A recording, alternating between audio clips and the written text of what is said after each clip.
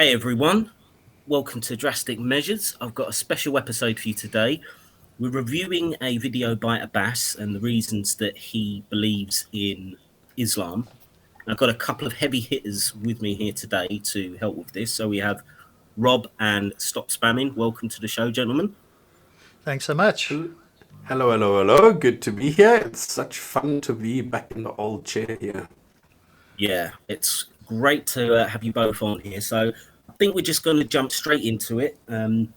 According to the video, Abbas is talking to an ex-Sikh, but I don't think that really matters. So let's get this started. Let's go. Now, hang on. I haven't been around for like a year or two even. Do you still have all the old names? Hasn't anybody has there been a rejuvenation? Are there any new people on here, or is it still the same people? There is, I suppose there are, but a lot of the names you'll know. I mean, obviously Hijab is still around, Ali Dawa.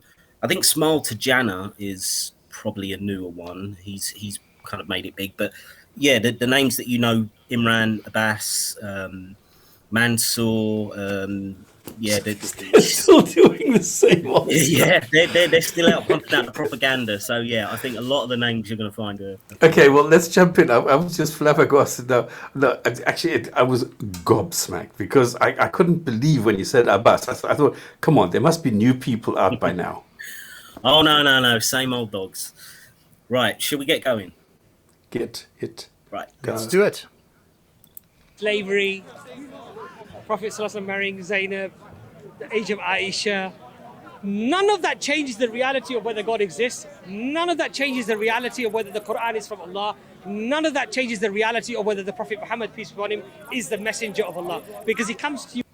Right, I'm stopping it there just to say, yeah, technically he's right, but it would change the nature of Islam in terms of how moral the religion is and how moral Muhammad is as the prophet, if these things are true. So yes, it doesn't in itself cancel out Islam being the true religion, all these moral problems, but it certainly calls under question the character of somebody like Muhammad. I don't know what you guys think. Yeah, he would not be considered to be an idol today. Well, I go further than both of you, actually, because I've got I think, fairly robust special version, if you like, of the logical problem of evil. And I'm quite familiar with it now. And I think if there is actual evil, and there's certain other entailments that a theist accepts, then God cannot exist. But it's not something I would go through now, but I would have to ask certain questions to see whether the theist accepts that. So depending on a theist, if there is evil, or you can show Muhammad or anybody else was evil, or that actual evil existed by the theist's own lights, then it would follow under certain circumstances that God doesn't exist. But that's something I would do for another day. Yeah, fair enough. I'll carry on. With a miracle, which is the Quran, which I believe is objectively, you can objectively challenge the parameters, the concepts, and come to a conclusion that this is not the work of any human being. Okay, before I get to what... There you can stop, because this is absolutely ridiculous, because this does not show that there's a God behind it. Just because you use some fancy words, just because you've done poetry or prose or whatever, and you mix them and you've managed to rhyme a couple of words, does not mean that it necessarily has to originate from a God. So this is absolute nonsense. There is no way that you can objectively go and evaluate any piece of art. Its beauty lies in the eyes of the beholder, and that's it. And just because somebody can put together a couple of letters to form a word, and a couple of words to form a sentence, a couple of sentences to form a book, does not mean that it doesn't matter how well it's written, doesn't mean that it must come from a God. I mean, that is the most ridiculous argument that they ever come up with. Yeah, and while none of us are Arabic speakers, I'm sure we've all spoken to plenty of Arab speakers who say this is not an impressive work. You know, there's grammatical problems with it. There's repetition. I mean, even from reading it in English, we know it just jumps randomly from topic to topic. There are completely incoherent parts to it. So I just finished a video today where I go and I counted, like, I don't know how many personal pronouns they change within just a couple of sentences.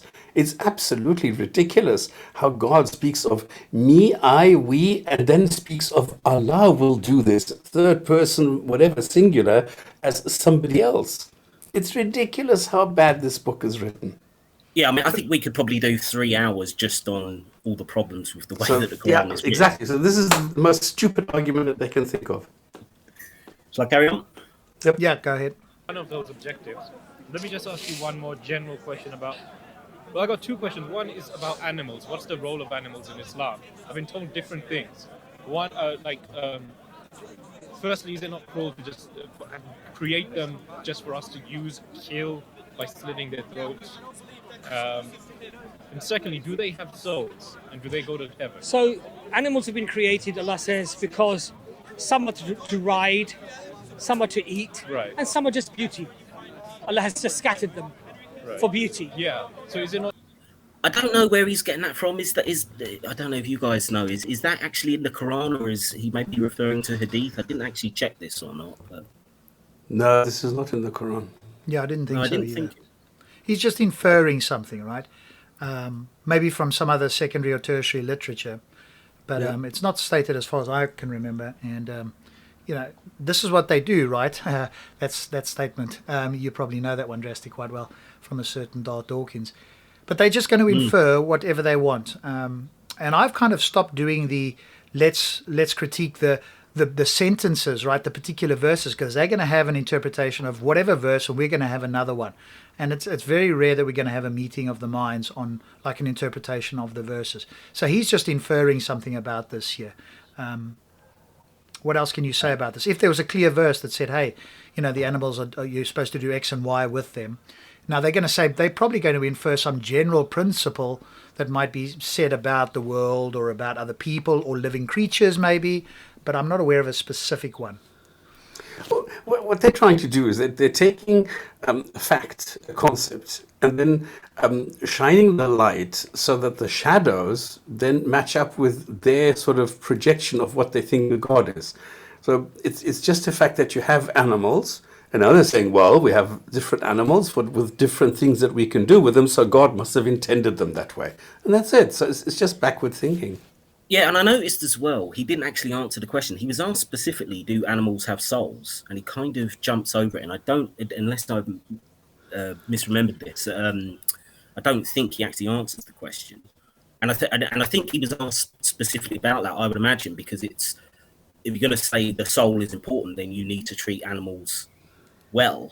And I think he just seems to have jumped over that because it brings up a certain kind of moral quandary if you're going to be doing things like halal slaughter and stuff like that. So I think in Islam, animals generally don't have souls because they're not human. Humans are privileged. In as much as Allah says that every soul, which means every human being, has a certain sort of role in life, and the soul will be tested, and the soul will taste this. So it's the soul at the end of the day that gets injected into the baby and is then going to go into the afterlife. So I don't think animals have this. right, okay. Should we carry on? Yeah. Right. So now, again, the question is it cruel Yeah. to kill an animal and then consume it?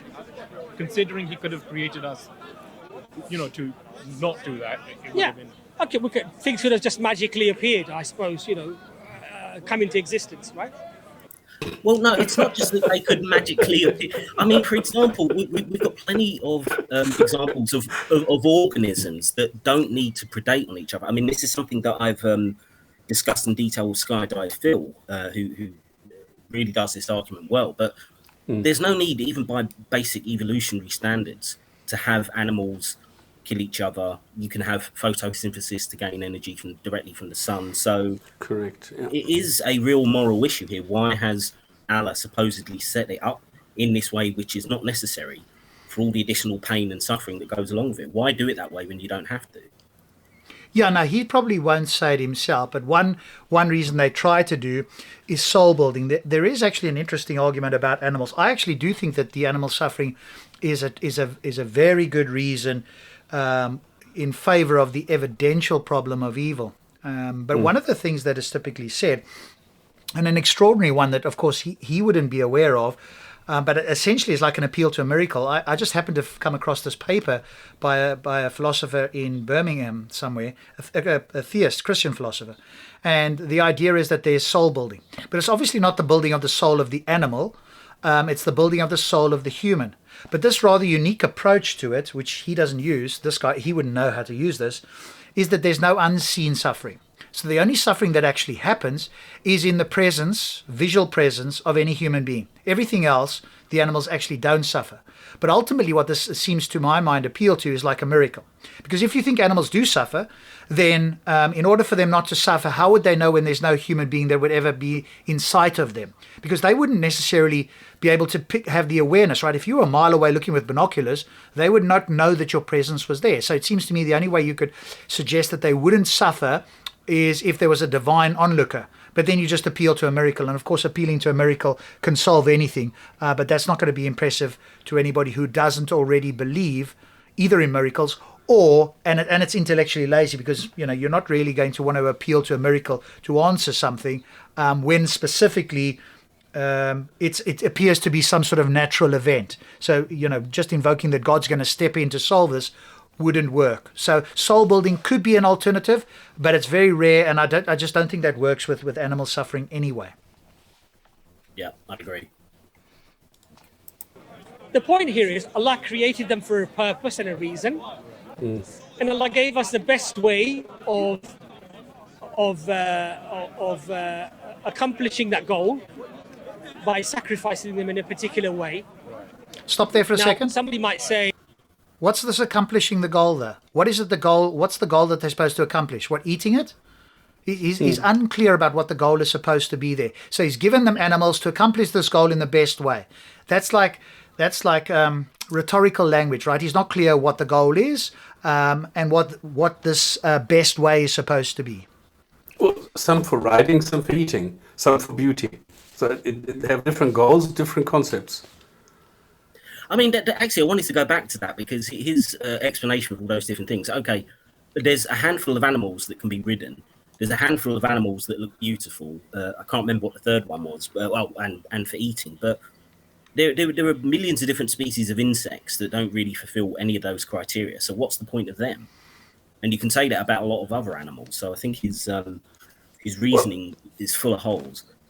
Well, they're food for the other animals, like a mosquito.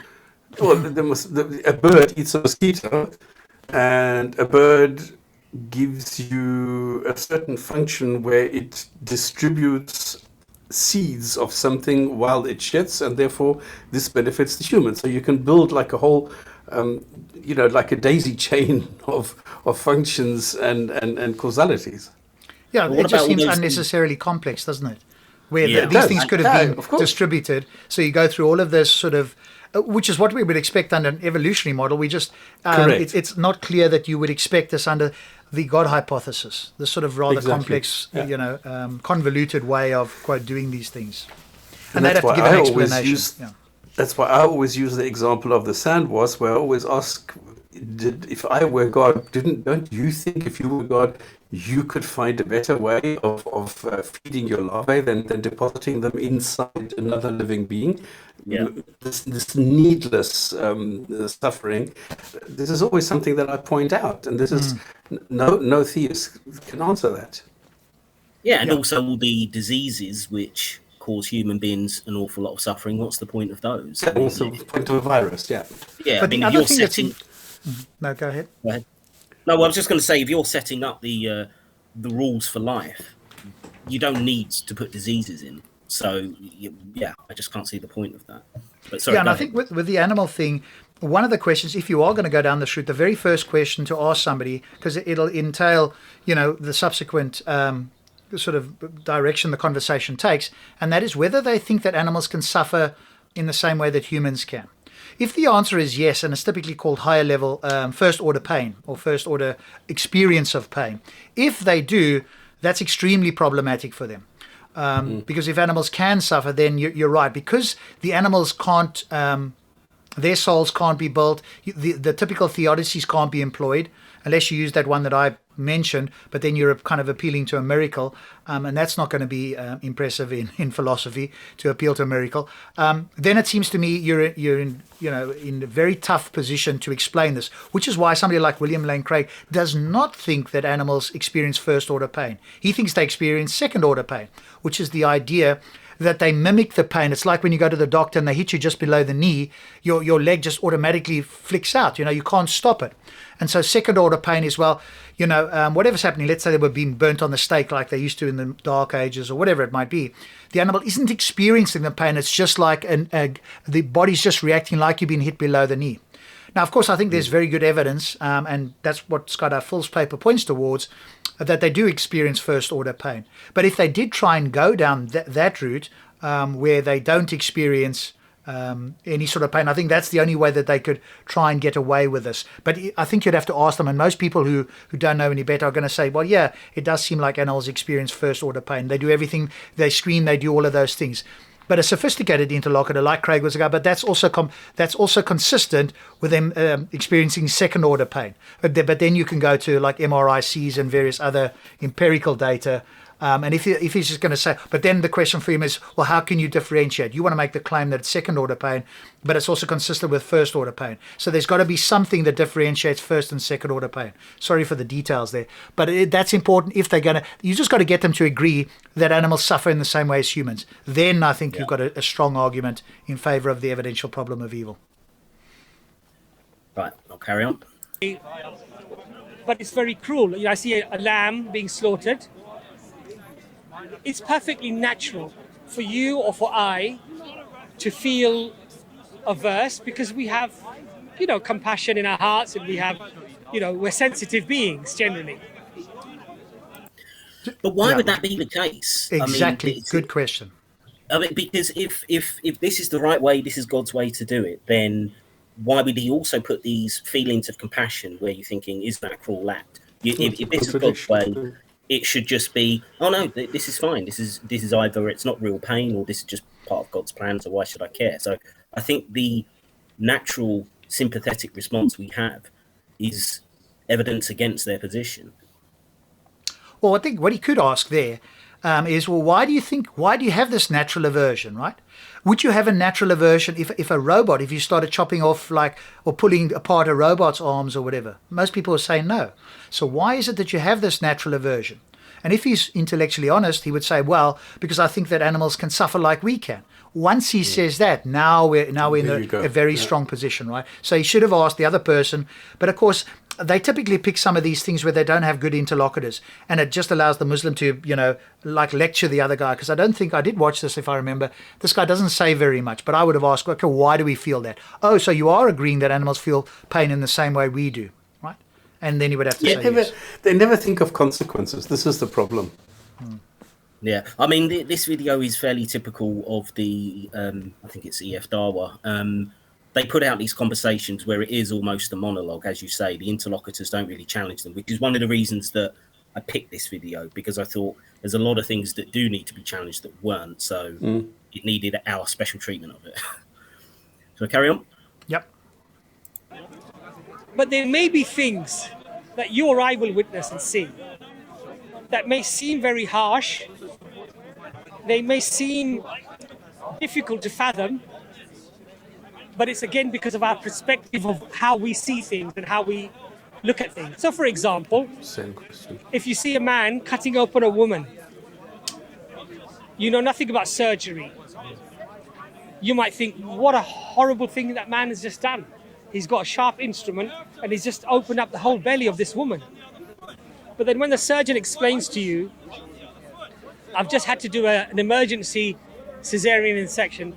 I had to bring the baby out, otherwise the mother would have died and the baby would have died. Yeah, I'm pausing it there because this is just a great example of the absolute piss poor analogies that they always do, these Dara apologists, because the whole point is that, yes, you've got the surgeon there to explain to you, this is not without reason.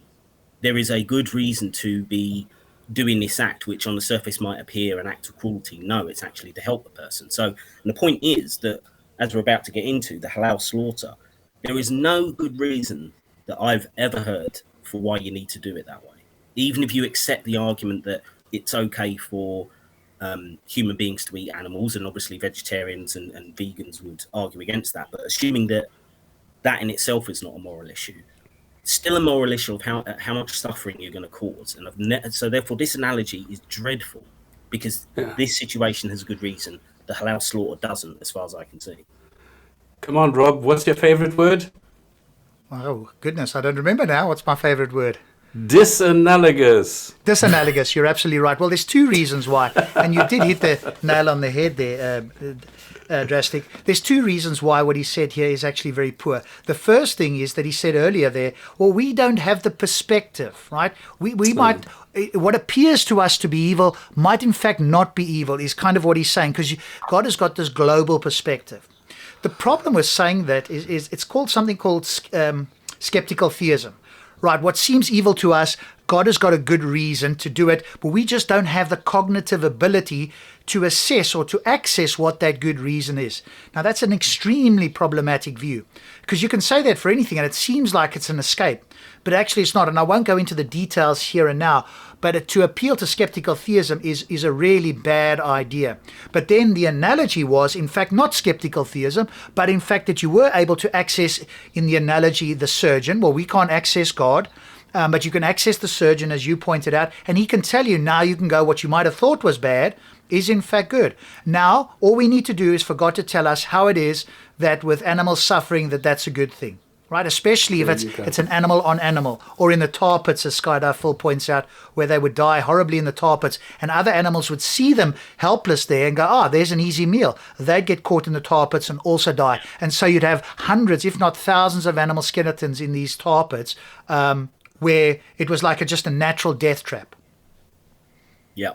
Now God has to explain what that is, so that we as rational human beings go, like the surgeon, I see now why this is a good thing. I thought it was bad, but now I see why it's good. And until you can do that, it's the analogy doesn't work, and B, if you can't do that, then you're appealing to skeptical theism. Both of these are very bad ways to go. So disanalogous and appealing to skeptical theism in the beginning.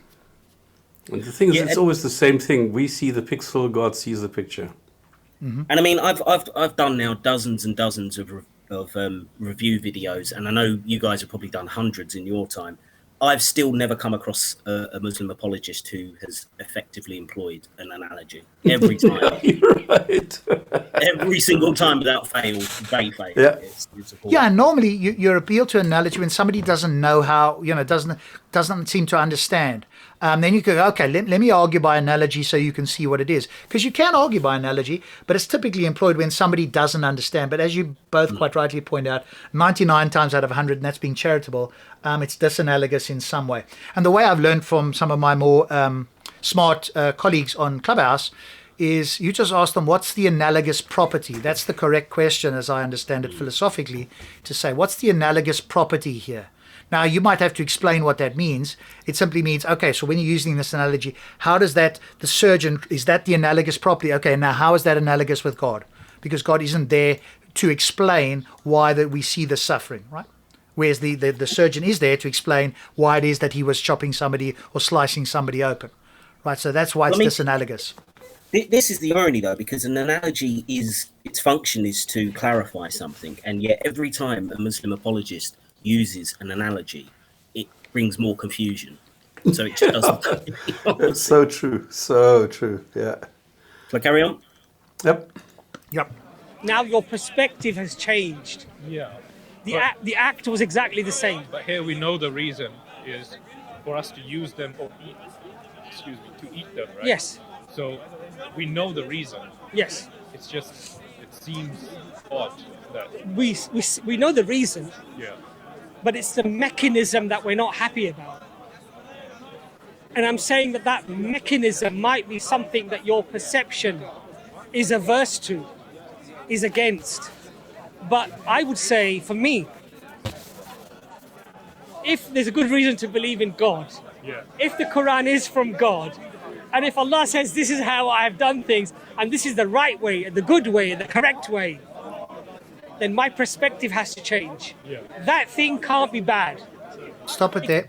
Yeah, I was just going to stop it myself anyway. But you go ahead, Rob. You go ahead first. No, you go ahead. Yeah, I mean, I was just going to say. I mean, this for me is just an open acknowledgement that he's just following divine command theory. He doesn't actually care about the moral issue fundamentally. It's just if it comes from God, it has to be good. So therefore, for me, it's almost an amoral position to take. He's not thinking about it. He's not trying to determine whether this is right or wrong. It's the question's already answered for him, and I just think it's appalling. But you go ahead. Stops. You want to say? No, something. Okay. Yeah. So I think when you start to do what he's doing here, again, you're appealing to skeptical theism, but you're assuming that it's good. But actually, what you want to find out, is it good, and how do I explain it to myself and to somebody who's skeptical? Because if you're a vegan, or indeed you're somebody who thinks that this is needlessly, there is some needless suffering of animals here, you cannot just say, well, I think this is the case, that because I believe the book and I believe God is good, but he's not giving me the reason. And in a sense, it's like, if this is a problem, and God knows this will be a problem, presumably, for his creation, then he's actually obligated, I'm going to use the strong word obligated here, to actually provide the reason. Because if he doesn't, there's a high probability that some people will not accept either the religion or that it's God, because now you have a fact that's unexplained that to us seems to be needless suffering. Now, if you could explain it in some way, like the surgeon analogy, well, then you might be able to do this. And that's what theologians have tried to do. They've tried to offer human explanations to fill in the gap here. But especially with animals, none of those, in my view, actually works. And so what he's doing is motivated reasoning. And he's like you I think, were saying as well, it's like, stop thinking here. I'm just going to accept that it's the case, because if I think God is good and I think he exists, well, then everything he does is good. And when something conflicts with my intuition, well, I'm just going to have to ignore my intuition. But if you're going to ignore your intuition, you can't then appeal to your intuition at a later date, because now you're going to be inconsistent. Now you're going to be hypocritical. So if you were to say, all you'd be left with now is justifying, well, because God says so. Well, how do we know that what God says is good, right? That was the key question that was asked of Hijab, if you guys remember that famous video where he just had a brain fart and wasn't able to answer, right? How does God know what God knows is good? I'll never forget that question that guy asked him, and he just imploded. And it's the same question that you'd ask Abbas here. How do you know that what God knows, or how does God know that what God knows is good? Yeah. It can only be good. Okay. But my perspective is what's at fault here. My perspective is what has a problem here. But there are certain things that we're not permitted to do. So when you slaughter the animal, the knife has to be very sharp. Yeah. I just wanted to say a big thank you. Just stop it here. Just fast forward. Yeah, fast forward through this a little bit. While you do that, but now, did you hear what he said there? He's now, like, in a sense, he's contradicted himself, because previously he said, like, my perspective has to change. But now he's claiming that his perspective is correct. That is, the knife has to be sharp. How does he know that that's the correct perspective? You see, this is the problem with, on one hand, saying, well, my perspective has to change. On what basis are you changing it? Well, because God says so. Well, where does God say that you have to use a sharp knife, for example? And how do you know that perspective, that you've got the right perspective there? And so I think you're applying human evaluation here, not a divine one.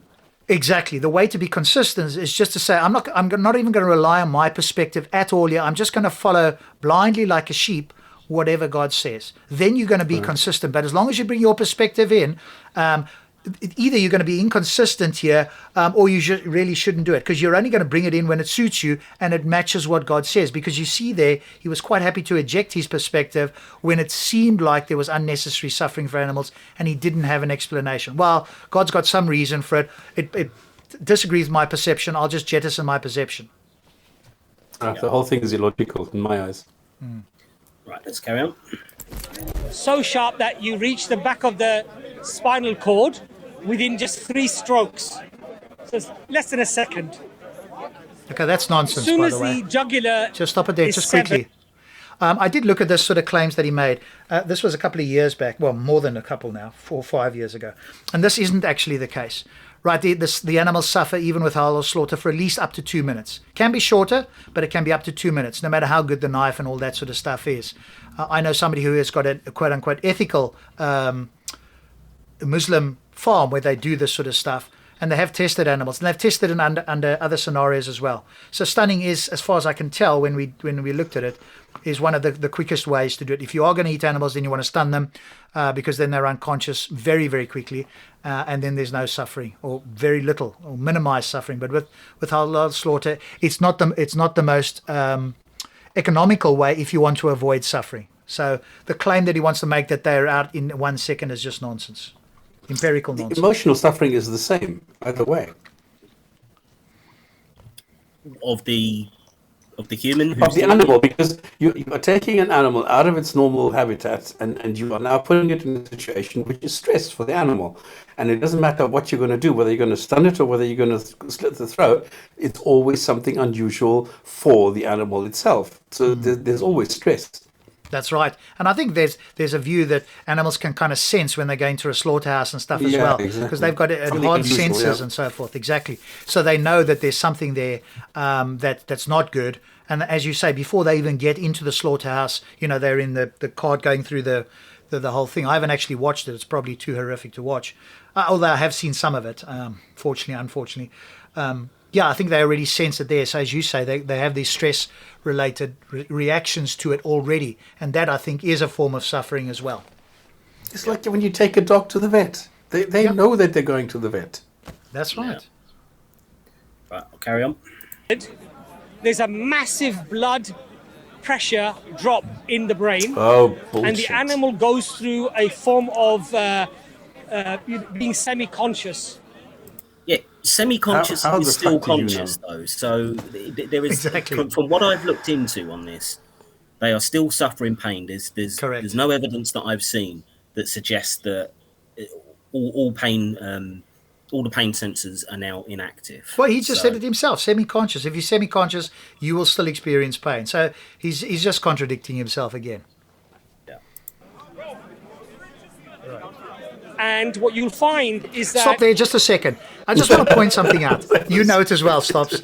What, the body language? Exactly right. When you've been doing this and you have now as well, Drastic, do you see his face there? What's going on? He's making shit up here and you can see it on his face, right? It's this contortion, right? We all picked it up, right? Just for people who are watching this later on, all of us picked this up, right? It's like, what am I going to say next? What am I going to come up with next to say? Shit. Right? Exactly. Yeah. He knows he's talking absolute fucking garbage. I mean, that's the truth of it. But it's almost like he feels the need to go through this process first. And then the next bit is really telling because it's almost like, oh, it doesn't even matter either way, though. So this is just like a nonsense preamble. Let's carry on. A lot of those pain sensory nerves behind the jugular are severed. And so what you might perceive to be great suffering may be a very swift death. I will need to look in. Yeah, might be, but actually isn't. So yeah, the evidence isn't there. There's empirical evidence against that. So his claim here. But notice what happens, right? He says it with an air of authority. And if you're not like one of us who are quite familiar with these guys, you might go, this guy knows what he's talking about. That's how they get away with this, especially with a gullible Muslim audience. But even with non-Muslims who don't know any better, they sound like they know what they're talking about.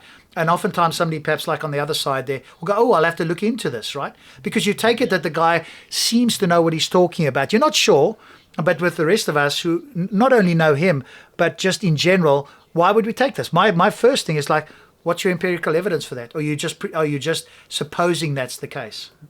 Right. What is the way that mercy killings are performed? What is the way that prisoners are executed in different countries where you still have the death sentence? How do you commit suicide? You don't go and get somebody, how you slit your throat or something. Come on, this is ridiculous. That's a great point, actually, Sops, because I've said this previously when I've argued with Muslims on this issue, that if you really think that this is the best method, would you be happy to die by it? Would you be happy for one of your families to die by it? Or would you, you don't have like the the clinics in Switzerland, I think, are where you can go to Correct. end your life. They don't cut your throat, do they? They give Euthanasia, you yeah. barbiturates. They give you barbiturates, which just send you off into a peaceful sleep. Exactly. So that really shows that this is absolute nonsense. But also, I had the unfortunate experience of having to put one of my dogs down, well, the dog we had. I remember that, yes. I told you about it, Stops, didn't I? And but even that process to begin with at the vet, they took the dog away. We were in the parking lot. They took the dog away. It took about 15 minutes, and they came back, and they had attached to his arm a little thing where they'd got into the vein there, and they obviously hadn't done anything. But even that, she told me, we struggled to find the vein. So there was suffering there before they even got to that point. And then we were with the dog, and they first knock the dog out, give it a sedative, knock the dog out, and the very next injection stops the heart. Right, so we were there to witness it, and it's something I'll never forget in my life. But even to get to that position where you could have those two injections, you first have to get the needle or this sort of thing that was sticking out of the dog's, paw into the vein, and that was suffering in and of itself. Right, so even going to the vet is suffering under the best conditions that we can do today. To the halal method of But brother, my point to you also is this. Let's say, for argument's sake, that the animal did feel pain. yeah. Does that falsify the Quran? No, but Does Yes. that falsify? What I'm Okay, trying to let's explain stop to you, there, why? Go ahead, Stops, you first. Go for it. No, I said yes. Finished. That's it. Of course it is. Because how can you have a God who in first chapter, first sentence says, I am all merciful, all beneficial. You're not. If you allow suffering, it doesn't matter of animals or people or whatever, you are not being those things. Finished. End of. Yeah, And certainly, if there's no good reason for it. Certainly, if there's no. well, he would need to provide it, right? So the question to him is, if there was suffering and there was no good reason for it, would you agree then that it falsifies the Quran? If he still says no, then we have to go down exactly what you said there, Stops. Is God all merciful? What do you understand by mercy? Is it the case that where you wouldn't require any unnecessary suffering, a merciful God would not have that happen? If he says yes, great. If he says no, now we have to ask him, and I have this a lot on Clubhouse, sometimes with Muslims, sometimes with other theists. What is your understanding of merciful? Now you have to go down. And what sometimes happens, depending on who you're speaking to, they have essentially a definition which we, sort of tongue-in-cheek on the other app called it's like Smurfiful, if you like. So you put an S in front of it. So it's like they've redefined the word. It's not merciful anymore. It's like Smurfical or something like that. It's not merciful. Smurfical. Thank you. There we go. I was trying to pronounce it right. It's the same thing with good. You're talking about schmud. It's not good. It's schmud. Yeah, it's like saying merciful, smurciful, whatever. Exactly right. They redefine merciful to mean something that is not common use language, some idiosyncratic definition. And you can point this out, you can highlight it, but you've got to say more than that, because the average layperson who's listening won't know what that means. Oh, Smurf, what does that mean? So you've got to articulate. Well, you're now redefining. Imagine I said, well, pain means giving you a hug. Nobody's going to accept that, right? So that's you've got to use a really very straightforward example there to show them what they mean by this. Oh, and do you mean, and then you can also check their consistency there. What do you mean by love? Well, how do you know that that's not slapping somebody in the face or knifing them in the heart? I could call that shmalov, right? Yeah. But that's sheer desperation. Correct. Yeah, Correct. Absolutely. I'm saying these things to you is because, fundamentally, there has to be a hierarchy of importance. Why? Yeah. Again, Allah's got the power to create this system. Why does there have to be this hierarchy of importance in terms of how much pain is going to be suffered? Yeah. And remember, he says that. Let's say maybe that's the case in Islam, but the way he says this, it's like a universal. No, that doesn't necessarily follow. Why would the person who's listening to him accept that state of affairs? Maybe you believe that in Islam because Allah's at the top, and then it's the humans, and then it's whatever else facilitates, human interactions and so forth. But the person who's listening doesn't have to accept that. So you'd have to present reasons to convince the other person. Otherwise, you're just saying, well, I believe this. Well, who cares what you believe? Why should I believe it? Exactly, yeah. What's the hierarchy? Look, it doesn't matter if the halal method is good or bad. There What? we have it. There we have it. See, this was the key bit I was waiting for, because I remember he said this. So essentially, everything he's just said has just been chewing up the clock, just wasting people's time, because fundamentally, whether this is the worst thing in the world, he doesn't give a shit. If God ordered it, then it's okay. Yeah. So Look, let's hear a little bit more. I just obviously when I've just heard this now, I'm like, hang on, you're contradicting yourself again. Let's see if he gives an explanation. If not, I'll ask you to stop it, because I think that's a big problem now. Saying, well, if it's not the best, right? Because he made a whole issue about how he wants to think it is the best. Why should it be the best? Because God is all merciful and all good, and therefore he's going to bring about a state of affairs that is the best. But what do we mean by best? In this case, he wanted to say originally that it involves the least amount of suffering, which is slitting the throat, because it's remember originally he said it can happen in 1 second. Do you remember that very vague, now very distant claim that's been forgotten? Yep. Let me play it on a bit. According to people. Because if the Quran is not from God, it doesn't matter. What? The Quran is not from If God. Quran is not from God, it's irrelevant of how you kill the animal in terms of whether it's a good or bad thing, right? Right. No. What That's an bullshit idiot. as well. He just said the opposite. He just said that the knife has to be sharp, and now he said it says it doesn't matter. Yeah, and Come also on. he's implied that under a world without God, then there's no ethical issue there. There's no moral issue if you haven't got a God. Doesn't matter if there's no God, if there's no Quran. That's absolute garbage. If suffering matters to you, then of course it matters.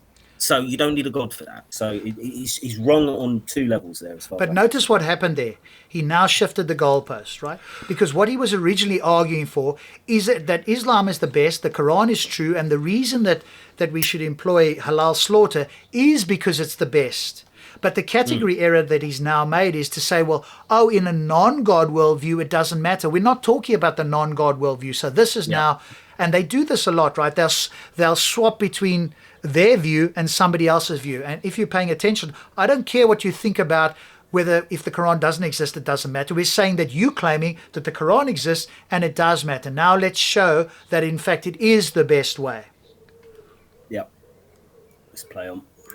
Right. If the Prophet Muhammad, peace be upon him, is not the Prophet of God, Right. it doesn't matter whether he married Zainab or not. Right. Totally irrelevant, right? So we could just move on from that. but also the same mistake. He's essentially saying that without God, there's just no morality anyway, which is false. But let's move on. Right. It comes back to morality. It comes back to, is this from God? Yeah. Does God exist? Are there good reasons to believe so? Okay. And so what I should do as a human being is say, look, you know what? Let me at least accept that which I'm convinced about. Right. The other stuff may or may not have an explanation. Right. You will find explanations. What is he convinced about? But I'm just saying, if you don't find Yeah, explanations. just stop it there for a moment, Drastic. This is all kind of waffle now. Now he's trying to think of the next thing to say, right? Because the original claim was, hey, I'm going to tell you, because he was asked by the interlocutor. See, this is what happens when, and it can happen very easily, right? Because these guys waffle, you kind of forget the original point. But he was asked to explain about animals and the potential suffering and so forth in the very beginning. And how does he explain this under Islam, right? That's what he was doing. And what he wants to say and what he tried to say in the beginning is now Islam's got the answer. And by answer here, we mean that it has the least amount of suffering, and that's what we would expect from a merciful God. But now he's waffling and he's said, well, if there wasn't a God view, we wouldn't care about this. We're not talking about that. It's not interesting. And this part now is all just waffle. Now he's changing the subject again to say, well, but this is all about whether God is true. But the other guy was saying, well, okay, if God was true, he didn't use those words, but he was essentially saying under Islam, what's your explanation for this? So we're accepting for the sake of the discussion that God does exist under your view, and is this God a merciful God, right? So this whole thing about does God exist isn't relevant at this stage at all. But this is what they do when they run out of things to say. They go back to, and it's just like a safety net. When I don't know what else I'm going to say here, and I'm tongue tied now, I'm just going to go back and say this is all revolves around whether God exists. No, it doesn't, because we've accepted that God existed in this particular discussion, and now you have to justify that it is in fact the most merciful God. And that halal slaughter is the best way to kill an animal, if indeed we even agree that animals need to be killed.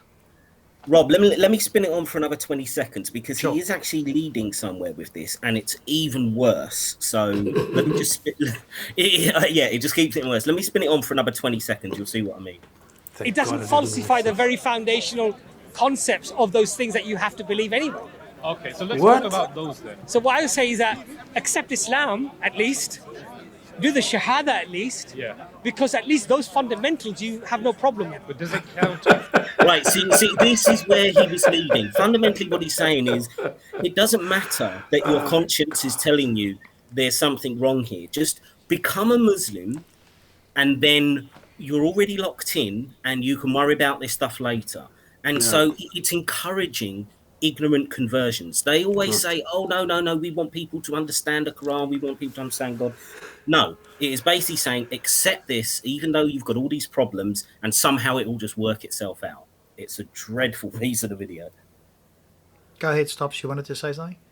No, I was just laughing. I mean, this is ridiculous, really.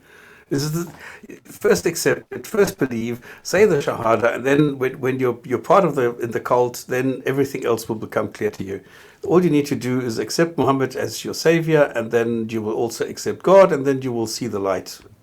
Come on. Yeah, this is extraordinary, right? Because if you claim that you want to convert people for good reasons, but you haven't even backed up under your own view that this is in fact the best way, and then you're quite happy to say, well, under some other view, you wouldn't be able to say whether it's right or wrong. That's obvious nonsense, and that's something else we can talk about. I could say why it's right or wrong about slaughtering animals, because I think that they're conscious, they suffer, and I want to avoid suffering. I think most sentient creatures do, and that's the position I take, and I don't need a God to tell me. So now I've got this position, and I don't think halal is the most economical way if you are going to slaughter animals anyway. So why on earth am I going to accept Islam if it has, by my lights, an immoral concept there, which is halal slaughter? So you not only have you not convinced me that Islam is true, but now you're saying, well, as you guys quite rightly pointed out, just accept it, because what happens after you accept something, and maybe he knows this and other people do, what you then try to do is justify your decision. I was speaking to somebody earlier today who accepted Christianity because he was convinced by Darth Dawkins and claimed to be a clear-thinking atheist. And I was like, no, but you're not clear-thinking at all. But what he now wants to do, and this is what he's alluding to, is that then you'll try and justify the decision. Because what you don't want to admit is that you made a bad decision. So instead, you'll try and find reasons to justify the decision to make it appear that it's good. And that's, of course, not critical thinking or a good way to convince somebody. I think at this point in the video, he moves away from animal suffering, but I think we can all agree he's done a dreadful job in terms of trying to justify this. I think he moves on to a couple of other areas now. So shall I carry on? Yeah. You still have like, I suppose, what doubts, but like Questions. reservations about, No problem. Look at, is this the right way of? No. Is that Shahada still count? There's no problem. But again, it's about perspective. So what you should say to yourself is, look, I believe that there's good reasons to believe God. I believe there's good reasons to believe the Quran. I believe there's good reasons to believe in all of the prophets, including the last prophet, Muhammad, peace be upon him. Yeah. But I'm unsure about certain aspects, the Zainab issue, or the, or the Prophet Muhammad saying this, or slavery doing that. Those I will investigate. Right. I might find.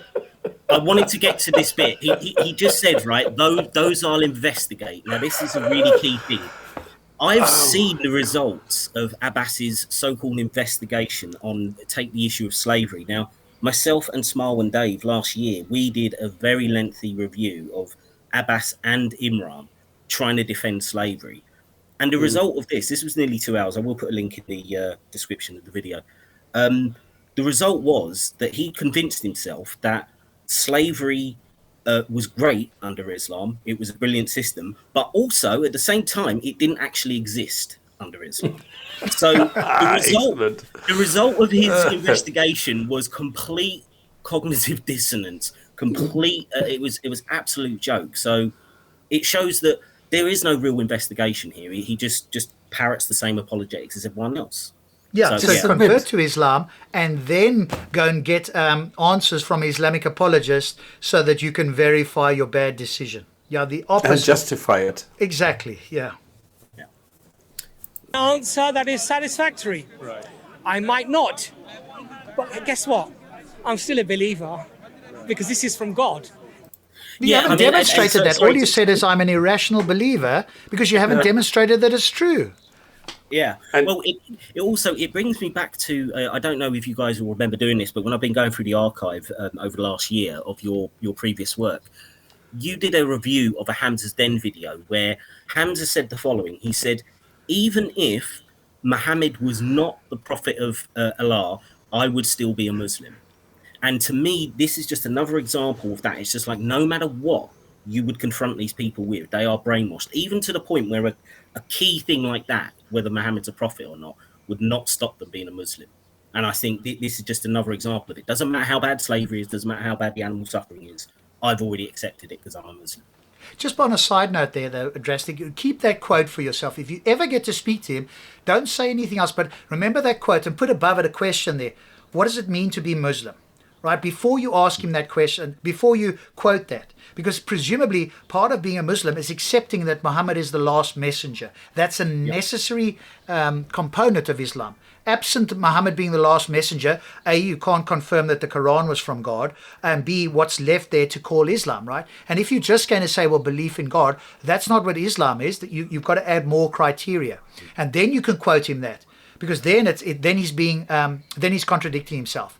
I'll stay a Muslim even if Islam isn't true. Well, what is a Muslim? Somebody that accepts Allah, right? A specific version of Allah and Muhammad as his last messenger. So keep it, but write that question on top. What does it take to be a Muslim? What are the necessary components of being a Muslim? And Well, if one of them is Muhammad, then his statement, then he's contradicting himself, right? Then he couldn't be a Muslim Rob, by his own definition. Rob, just on that point, Hamza actually deleted the video, but it is your review is one of the things I'm going to be putting up, and it's especially good because Hamza has deleted that video now, so it's a good record of it. Within the same video, later on, he then said that you do have to be Muhammad to be a Muslim, so he contradicted him. There you go. There you go. And I think what Abbas is somehow forgetting is that once you submit, once you are a Muslim, even if you are not convinced afterwards, you're going to get killed. Yes, exactly. Now you've got the apostasy laws threatening you. So, I think a lot of people get cornered into this, and then they say, well, sorry, now you're in, you can't get out anymore. Mm-hmm. Absolutely. Let me play on. Even though my sensibilities, my nurture, my nature, might never be able to fully accept something, for example, or internalize it fully. But guess what? I believe in the fundamentals. I believe in that. I believe that is from God. Therefore, maybe it's a deficiency within my understanding. What a superficial brat. I mean, come on. How can he say, yeah, well, I believe the fundamentals, and if there's some detail that I don't understand, it doesn't matter. So what if it's not the detail, but the fundamental itself that you're questioning? What happens then? I would say I would go one step further and say maybe this is not a deficiency in your understanding. Maybe the fact that you accept this is a deficiency in your thinking and your character. This is so superficial. Yeah, if you accept this, even though you can't give a good reason for it, I would say that says something about your character. Shall I spin on? Yep. Does that not go against the concept of the fitra? No, If something you can't internalize from no, because Islamic teaching. the reason why no, I'll tell you why no. Because you are what you are because you're a product of your genetics, of your nurture, being brought up in this country. Had you been brought up in India or in Pakistan or in Bangladesh or in Africa, you may have had very different thoughts about different things. Oh, really? So therefore, your concept of who you are is not an absolute, in any case. Right. It's a hodgepodge of so many influences. Right. What's he And talking so about? a Sorry, person should just break there. The story is that every human being is created individually, handcrafted by this creator God in order to worship him. This is why everyone is created. What's he talking about? Well, yeah, I mean, I think it's quite telling because I would actually remove that out of the context of this conversation. I completely agree with what he's saying there. We are a hodgepodge of our genetics, our experience, our culture, etc. But this is going against what he's. I mean, really, you should be applying that to. Well, why are you a Muslim? Is it because you were simply born into that situation? You were raised in a Muslim family. There's such a lack of self-awareness when he's saying something that I would agree with, but he's not applying it to himself. Because you were programmed to believe exactly that. All right, let me spin on. Always remember our limitations. Yeah. And What ultimately, limitations? Sorry, this again. This goes back to who programmed me. I mean, it's your God who created me in the knowledge of what was going to be my future. So if this God knew that I was going to fail, why did it carry on creating me? What is the point? So it's not that I decided to do something. No, it's the way that I was pre-programmed, the way that I was created by this creator. So I'm just fulfilling God's plan. So what are you talking about? Yeah. the source is the creator. That can't be wrong. Oh, I all could of a be sudden. wrong. Well, Yeah, I just said all of a sudden. Yeah. Why have the conversation then? If he's already decided this, Exactly. then that's not enough to persuade someone who's not a Muslim, as Rob's pointed out previously. You are there to convince them. Just saying God can't be wrong is not good enough. Well, two things here as well. This is just waffle now. This is like filler stuff, right? He's not saying anything. He's now just going back on the tried and tested. I'm going to tell you what I believe. When I've got nothing else to say, I'll just tell you my views again so that I can kind of think of something to say in the meantime, because I don't want to sound like I have to think about these things. But to say, well, I can't be wrong. The question is, well, how do you know you can't be wrong? Are you infallible? Because only an infallible being would claim that they can't be wrong. So what's your evidence that you cannot be wrong, that the creator is in fact who you think it is, or that it exists? How is it that you can be certain? I'm not asking, does God exist? What I am asking you, or should be asking you, is how do you know that you couldn't be wrong about the existence of God? Let's see what he has to say. Yeah. Right? And you probably have The other source filler cannot be nonsense. wrong. So the source of Prophet Muhammad once talked about 7 dates every day could protect you from Ajwa dates. Ajwa Yeah. dates, Yeah. protect you from black magic. Is that not something that's falsifiable?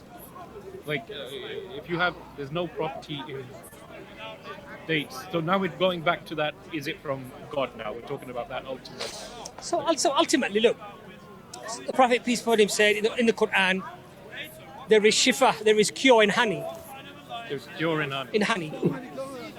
Maybe the companions at the time didn't understand that. It's just something sweet we enjoy to have, right? But today, we found that actually there are many benefits. Right. I wanted to stop it here because you see the sort of switch around he's done there. He says the Quran says that honey is a cure or has a cure in it. And then he says, well, now we found out it has benefits. Well, are benefits and cure the same thing? No, they're not. A cure is, say, you're going to cure a disease or something. I'm not aware that honey does that. So even if you can say it's got benefits, that's not what the Quran is saying. It's saying it's a cure for something. Yeah, that's right. But even if it did, so what? Like, is this supposed to be miraculous? Is this supposed to be like interesting to us? That honeybees have got to produce something that can cure people under certain circumstances, even if it is. Well, lots of animals produce things that potentially we can use as a cure, and that the Quran never talked about, that are far better, and that have come about without, the Quran could have explained, that we could have only have known by today's standards. That might have been marginally more impressive. But why is he bringing this up? Absolutely. In honey. The Quran mentions olive oil, the purity of it. Today we find that there are many benefits of olive oil, right? We might not have found those benefits. What's the argument for that? The concept of Let me be clear here. If the Quran had not said it, we might not have found it. Why would we suppose that? What's your argument that human beings wouldn't have discovered it without the Quran? And he wouldn't have an answer, right? We just hear some sort of rambling response. Because he couldn't say, well, no, actually, I'm wrong about that. Or stop to actually think about what he just said. Something will come out of his mouth there that will be completely vacuous. And it'll be some sort of obfuscation or rhetoric that'll come out there. Did honey or olive oil exist before Islam? Well, there's thousands of things in the Quran, millions of things that are not mentioned, which human beings have also found out the benefit of. So, Good point. Yeah. This means nothing. Ajwa dates is more of a spiritual thing, not necessarily a physical thing as such. Oh. Yeah, sorry. I know okay. we're stopping this a lot, but I'd made a note about this because I thought Isn't it convenient that this hadith is so metaphorical when we're talking spiritually here, when it's garbage, when we know that you can't actually apply it in the real world, suddenly it's a metaphor. What the hell does spiritual mean anyway? Yeah. I'll just throw in this woo-woo word here because everybody uses it. And when I ask people, they almost never can give a clear understanding of what it is, or that there's a common understanding of what spiritual means. You'll be surprised. I've used to ask people this so often. It'll either be something woo-woo that's unexplainable, or it'll be synonymous with consciousness. And then I say, just use the word consciousness. No, but I got to use why. Why do you have to use the word spiritual? Well, ultimately, if they intellectually answer, because other people do, and because it sounds like a nice word that people have been using for thousands of years, even though I don't know really what it is, but I'll throw it out there, some placeholder that I can't explain. Like Deepak Chopra with his quantum. Yeah, absolutely. Because black magic is not something you can tangibly hold on to. Is it? Neither is spiritual, Something buddy. supernatural that Well, yeah, I mean, black magic is not something you can demonstrate either. So it's just... So Or just what? demonstrate the So spirit, for right? Or people- whatever spiritual is supposed to be. Because black magic and spiritual are the same thing. They're both woo. Well, either if you eat ajwa dates, they will protect you against something, or they don't. Can you please demonstrate it? Can I test it on you? Are you prepared to be tested on this, or is it just, just waffling? Well, yeah, that would be an interesting experiment, wouldn't it? Let's have somebody have these 7 dates every day for a year, and then compare it to somebody else, and let's see if we can measure the spiritual benefit of it, or will it just be absolutely no difference? right? Yeah, it's So, a metaphysical thing, right? Right. So What's how are you going to test metaphysical? that first of all? Was it also not poison, actually? Black magic and poison or something? I don't think about poison. No? A Muslim is not allowed to ingest poison. Certainly should not be doing. Yeah, but How that do you wasn't know what what he was poison asking him. is? He asked him. He said to him, "Isn't the whole dates thing about being a protection against poison?" So that's something very physical, and he just ignored that to say, "Oh well, we can't poison ourselves as Muslims." So he's completely dodged what he asked him. So what about Muhammad? How did he die? Yeah, it was poison. Yeah. Wasn't it? It didn't, yeah, I mean, if it doesn't work for the Prophet, then I think we've got some serious doubts over this. it deliberately anyway. I know, I vaguely remember like there was a debate between a Muslim and an atheist, and the Muslim drank a bottle of poison to prove something. I would never do that. Why? Yeah, I can't remember I would never do that. The reason why I would never do that, as a Muslim, you have to. Your body is you're a custodian to your body. You have to do your utmost to look after your body, and you're not permitted to cause harm to your body deliberately. So if somebody says, "Oh, if you're a true believer, yes, if Allah wishes, He can save me. But if Allah wishes, I can die." There's no guarantee. Come on, this is sick. I mean, what about Shias? I mean, they go and like cut themselves intentionally once a year. Muslims in general have to go and fast for an entire day, not drink any liquid in the boiling sun of the desert. What that's a is good point. that? Good point. Come on. Yeah, and it's I mean, if trivial that as is well, not- right? Sorry, go ahead. No, I was just going to say, Stop's absolutely right. I mean, that is a divinely sanctioned act by Allah to deliberately harm yourself, and we know it deliberately. You know, there's doing that kind of fasting, especially in that kind of heat, as Stops is saying, is harmful. So he's completely contradicting himself. But sorry, Rob, go ahead. Yeah, but he's just saying something trivial. If something bad's going to happen, it's going to happen. If something good's going to happen, it's going to happen. I mean, it's like a trivial statement as well, apart from anything else. See, this is again just waffle, right? He likes to hear himself talk. And when they're given space to just ramble incessantly, this is kind of the result, right? You just hear a lot of waffle and stuff that is either inconsistent or completely irrelevant. But as long as their mouth is open and some sounds are coming out, they think they're saying something of interest. Yeah, if I let it spin on for a bit, because this does get to a point which I made a note about. So, yeah, let me just spin it on for a minute. Allah does not give you a guarantee that, oh, by the way, you just say a prayer, and you have this poison, and you'll always be saved. No. Allah says, don't take the poison. Right. A man came to the Prophet Muhammad, peace be upon him. He said, I've left my camel outside roaming. I rely on Allah. The Prophet said to him, tie your camel first, then say. I rely on Allah. Why do you have to rely on Allah In other then? words, Yeah. Well, yeah, this is exactly it. It's like, well, if it's ultimately down to Allah what's going to happen, whether your camel's going to run off or not, and then why bother tying it up if it's entirely in Allah's hands? Or what you're saying by this is that you don't really believe Allah's quite got it, so therefore you're going to tie your camel up. So either way, this doesn't work for me. Yeah. you do as much as you can do to better your circumstances or to safeguard yourself. And then you rely on Allah subhanahu wa ta'ala. So what's the So we Yeah, exactly. What was the point? I mean, But because also- if this guy gets his into a serious accident or something, is he going to say, no, I don't need the surgery, I don't need the medicine, just leave me here, Allah wills it if I'm going to be okay? Like fuck would he say that? He would be begging for that ambulance to be called. So this is spurious nonsense. But what empirical evidence is there that this works anyway? So you got to do the best you can for yourself, and then leave it in Allah's hands. Well, what is Allah going to do there? And if He does do something, how do you know that He's done something? Because if nothing happens, you've done your best, and you still fall ill or whatever happens, is that evidence against Allah? Did He not want to help you? And if He does, and you could somehow demonstrate that He's helped you in some way that wasn't coincidental, if that's evidence in favor of Allah or Him doing something, surely the fact that He doesn't do something is evidence against it. And what they will, of course, say is, no, well, He decides. Well, how can you ever say when He's doing something when He isn't?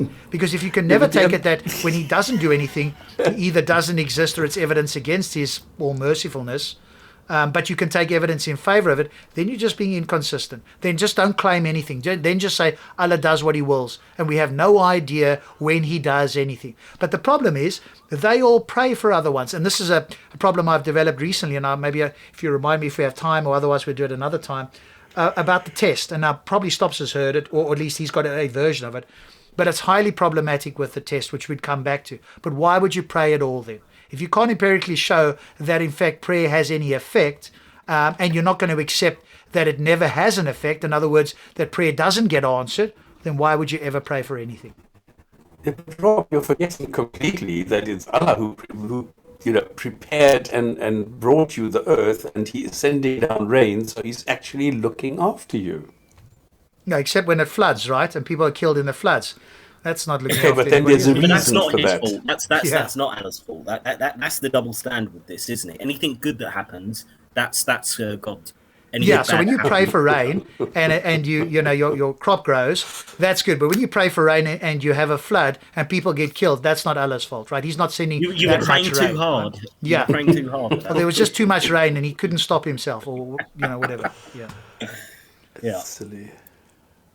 so we're not told to, do the carefree. Right. Do your best. Right. You have to go out. You have to work. Oh, he's thinking so hard. But your risk, the money that's written, you only get that. You won't get any more Right. Oh, okay. What So you is he won't get more money saying? than you- No idea. He's than what was waffling. written for you. But if Yeah, I'm really not sure at this point. He's just gone completely. This is just random waffle now, right? I'm just going to open my mouth and say sort of any old nonsense because I've lost the plot myself of what I was supposed to be saying. So I'll just randomly say any old nonsense now. You can tell, right, on the face as well, right? You can tell because when you're confident and you have a line of thought in your mind, it'll flow naturally. When you don't and you're just making shit up on the spot, as we saw earlier, you'll start to waffle. You'll have these pauses unnaturally when you don't know what else to say because your brain is trying to come up with something, and then you don't filter it because otherwise there's too much uncomfortable silence. And so whatever whatever the first thought that pops into your head, it immediately comes out unfiltered, and you can see it just becomes incessant waffle at this stage. Pretty much. you decide, I'm going to stay at home, sleep on my pillow, Right. and somehow this money is going to come to me. No. Allah says, do the maximum that you can do to better yourself. But what I've ordained for you is all that you'll get. I see. How? So again, what's the point in doing anything if it's already ordained? It's just such a contradiction. Sorry, I know we've already done this, but it needs to be re-emphasized how nonsensical this is. you choose to earn that money, whether lawfully or unlawfully, is down to you. No, choose but hang the on a lawful moment. It's way, what you get Allah's saved. ordained, isn't it? is that? He just said whatever happens, it's Allah's ordained it. So if you go nick somebody else's money, hasn't Allah ordained it? Exactly. It's just so silly. It's such contradictory nonsense. Let me spin on. Money. You choose the unlawful way, you get the same amount of money. One will have barakah and blessing in it, the other one will not. Why? Why would somebody have blessing on one side and not the other if Allah has ordained it? Exactly. He just said everything Allah does is good. So what the hell? Oh my goodness. Let me spin on. We'll see if we can get something a little bit more concrete. The amount of money is the total figure is preordained. And that's it. What is? Let me ask you then. My final question, because that's. Or do animals have souls? Do you know? Again. Difference of opinion. Oh, sorry, I didn't realise he went back to this. Sorry, it has been a little while since I've watched this, but I didn't realise I went back to the animal suffering. So let's see what he says. For me, if I'm honest, I don't know. Okay. Oh. And if I'm completely honest, Oh, that's a rare moment, isn't it, where they'll actually acknowledge that. But so now we know he's just going to make something up. So let's see. it doesn't affect the reality of the things that we spoke about. Yeah, okay, so let's talk about those. What are your biggest reasons for believing? If you look at it objectively and Quran. intellectually only, Okay, what are your biggest reasons for believing? so if I look at the Quran, it was revealed in the 7th century by a man who was known to be In the illiterate what? by his people. In the 7th century. 10th? Did he say 10th or 7th? 7th. He said 7th. Yeah. So there were no Muslims before the Quran. So if I don't quite get this. So this is Christopher Hitchens' argument. So for 300,000 years, God sat around, folded arms, watched everything, and then he thought, okay, now's the right time. Now I'm going to find this guy in the cave in the desert somewhere illiterate, and I'm going to reveal some messages to him. Come on. What is going on in your brain? Really? How can you say I'm a Muslim because of the Quran? Well, I think it's going to run through the kind of standard spiel on this, but What the surah like it? I don't know. Let's see where he goes. Could not read or write. Up until the age of 40, he had no linguistic interaction in terms of anything of literature or poetry or what have with his.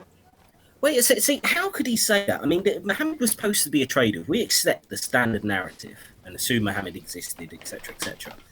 He was supposed to be a trader. Therefore, he would have had lots of interactions with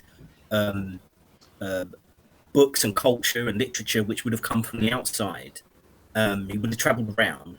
How could he not have had interactions with poetry and books and other things? Even if he can't read, he would have been wealthy enough to have somebody maybe to read to him or something like that. He would have had it orally passed on to him. So how Abbas can make this claim that he's essentially just had no cultural exchange at all while he's a trader makes no sense to me. Also, the argument is always that they are surrounded by poets and by people who spoke the most beautiful Arabic, and all these poets running around and telling each other brilliant stories in poetry and prose. And this is why when Muhammad came, he was being seen as a miracle because he was even more eloquent than all the poets and everybody else. So Let's spin on. People. At the age of 40, he says he's getting revelation. The grammatical rules of writing the Arabic language completely were turned on their head. And the Quran came with a unique way of even constructing the language itself. no, it wasn't. Right, yeah. I mean, sorry, go ahead, Stops. No, I just always bring up Nabateans, and I bring up Syriac, Armenian, all Aramaic, not Armenian, Aramaic, and all these other languages that were existent in the area. And if you compare the different dialects that were, spoken in Oman all the way up to, where was it? It was Yemen, Oman, and all the way up to, is it Damascus? No, it wasn't as far as Damascus. It was Nabatea. No, it was Damascus, all the way up to Damascus, yeah. So you had all these different dialects, and they were all very similar. And this is how Arab, the standard Arab that you get in the Quran, was percolated. It came out of different languages that were all put into this filter, and out came Arabic. This is why Professor Point says it's a cocktail of different words and languages. That's exactly where the language comes from that region, from all the different languages that were spoken at the time. Yeah, and I don't know if he'll go in. I don't remember him going into any specific detail, but these claims of uniqueness for the Quran, they are fatuous at best, and The bullshit. you never get really any detail. Yeah, You well, can't yeah, I know demonstrate it, you can't- you've gone over this 100 times, haven't you? So Yeah. you know this like the back of your hand. That it's they repeat this nonsense, these vacuous claims of uniqueness, and you'll get things like, oh well, 40 rhetorical devices and all this horse shit. But they never go into the explicit detail to say, well, okay, break it down. Show me how exactly this is unique. Show me how this couldn't be written in any other book. They never give I've seen any real criteria. So spin on. Yep. In other words, the Prophet's words, even now when we look at the Hadith, Right. are distinguishable from the Quran.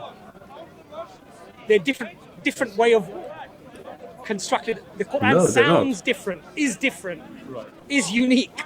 Okay. And Yeah, it is unique, but you won't explain how, and that's the key thing. is it unique in a way that it's like literary? Literary masterpiece and unique in the very structure. Yeah, unique in the very structure. Will he give any detail? I don't think he does. Then it's unique in some of the terms that it uses.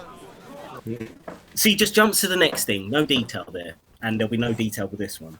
For example, the Arabs had the concept of time. Oh, They didn't have this concept of the owner of time.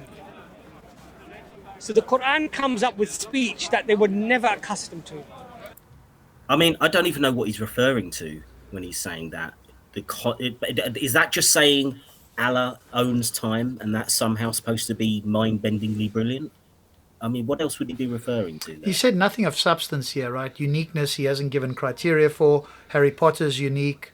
And whatever the criteria are, here's the other thing. They're going to be a subjective set of criteria that man came up with. And so you can either accept them or you can reject them, or you could add extra criteria of your own.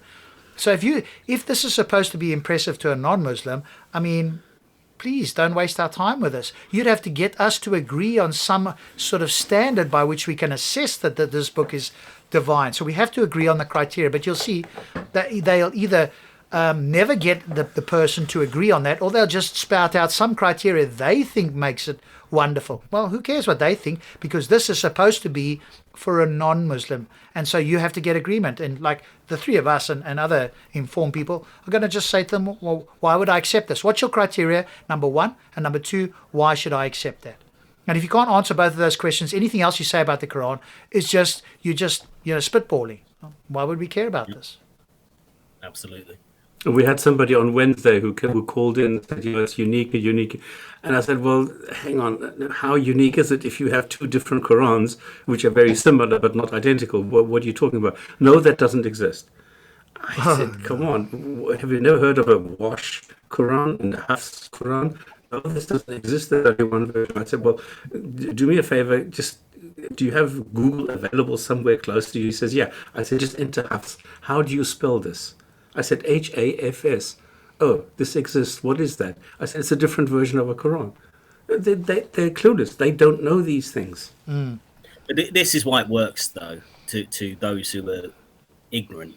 This sounds really impressive, but yeah, it only takes a tiny bit of research to just pull these. Yeah, but he was like completely clueless. He was completely out of it. He says, how can you say that there's a different version when it doesn't exist? I said, look, you just looked it up. You saw it's a different one. Well, how do I know that it's different? Well, you just go and read it. Just compare the two, or what you could actually do is use Google to do some research, like enter differences, vash, try that. Yeah. All right, I'm going to play on. Yet it was so meaningful and in-depth and linguistically remarkable that they wondered where it came from. But they never used Yeah, says you. Says you. I mean, so He says it with such conviction, doesn't he? As if this is just like we've found, like the Ark of the Covenant or something like this.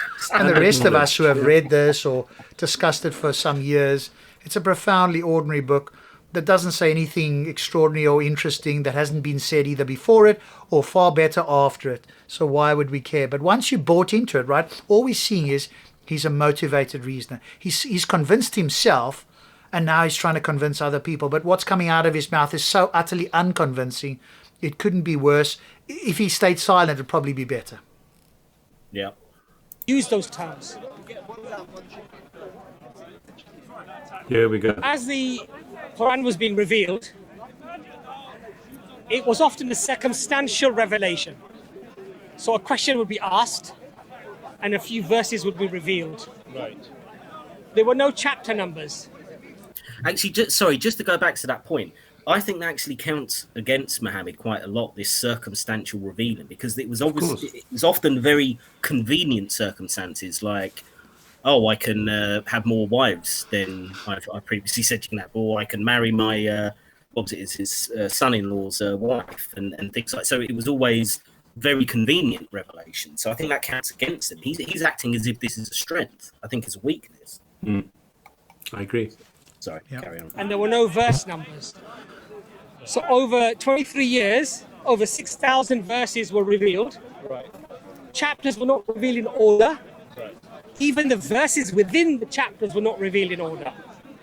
Wow, The Prophet brilliant. would simply say, those I would have thought that would be better if they were revealed in order, surely. Again, he's acting as if, like, if I gave you sample chapters of a book and I said, here, Rob, stops, have chapter 36 to start with, and then we'll move back to chapter 15, you'd be like, well, what the hell are you doing? Why don't you give me chapter 1, chapter 2? I mean, again, to me, this is a weakness, not a strength. And then you read, you're not allowed to marry the prophet's wives. What the fuck? What? And then it says, well, it's a timeless book. How the hell would it be interesting for me today to read that I'm not allowed to marry Muhammad's wives? Come on. If they existed, they're 1,000 years dead. What am I going to do with it? Why is this pertinent information in some ludicrous book? Why is it, useful for me today? Actually, just quickly on that, it's a slight sidetrack, but there was a Muslim I heard talk recently who actually came up with one of the best reasons that I've heard for this, why it was included. It was supposed to be, I don't know where he's got this from, but he said, it was to make sure that nobody else could have a child with them, and then you would be causing potential problems with lineage claims and stuff like that for rulership, which was probably the least irrational thing I've ever heard about this, but it doesn't feel like it's knowledge worth preserving for all time. It's still only going to be relevant for the immediate succession of after Muhammad's died. It doesn't matter 100 years later or 1,000 years later. So exactly. Yeah. Okay, I'm quickly going to refill my water. All right, I'll spin on. 4 verses go before those verses and after those verses. So he ordered them. He ordered them. Right. The people memorized them. Right. No editorial process. Nothing compiled as one book. The whole thing was memorized. Well, again, just to quickly say, this is just a story, isn't it? I mean, we have no way to verify whether what was supposedly originally revealed was actually what we got today. So it's just a claim. Every chapter of the Quran has at least one word that's not repeated anywhere else in the Quran. Let me just get this right. He said did he say every chapter in the book has at least one word which isn't in any other chapter? Was that what he said? That's what I heard. I mean, even if that's true, so fucking what? I mean, how is that impressive? I mean, you could just write, I don't know, just a complicated word in each chapter of any book, and that would be the case. This is not impressive stuff. But what this does show you is how desperate they are to make it sound impressive that they have to stoop so low. I mean, this is like the low of the low, right? I'm not sure how much worse or how much lower it can get. And if this was impressive, it would be in a single, clear, concise manuscript telling you everything you needed to know in such a way that the only way that you could get a misinterpretation is if you were somehow cognitively impaired or intellectually dishonest. But what we find is that's not the case, and verses can have multiple, quote, valid interpretations, and as if this is a strength. It's an utter weakness. So this book is profoundly ordinary at best. So this is just desperation, really. Nobody that should be impressed by this. In fact, this should be good reasons not to believe that it's from God. Yeah, absolutely. Man and woman are mentioned exactly the same number of times in the entire Quran, despite being mentioned in different places. Angels and demons are mentioned exactly the same number of times. Angels and demons being mentioned. I mean, you could just literally pick two of anything and say they're mentioned equal number of times. I mean, surely you've got a 50. Can I do this? Can Sorry, I write a page and do the same thing? Well, exactly. I could literally get a piece of paper, write demon on both sides, and I've done the same thing. And write angel. It's so awful, isn't it? As if this is impressive. It's childish. This is really childish as far. Yeah. Let me spin on. I think he gives a few more of these kinds of examples. Despite being mentioned in different places of the Quran. Allah's wrath and Allah's mercy. Allah's mercy is mentioned exactly twice as much as Allah's wrath. Why is it not 3 times as many, or 5 times, or 7 times as many? Twice is the least impressive. So that's one reason not to believe that it's from God. Thanks very much, Abbas. Yeah, well, surely, Rob, that means if we find another scripture that has it 4 times as much, we found a God that's twice as merciful as Allah. Yeah, that's just a better criteria then. Because if you mention one a lot more times, that's presumably better than only twice as many. This is the sort of ad hoc nonsense that they are reduced to.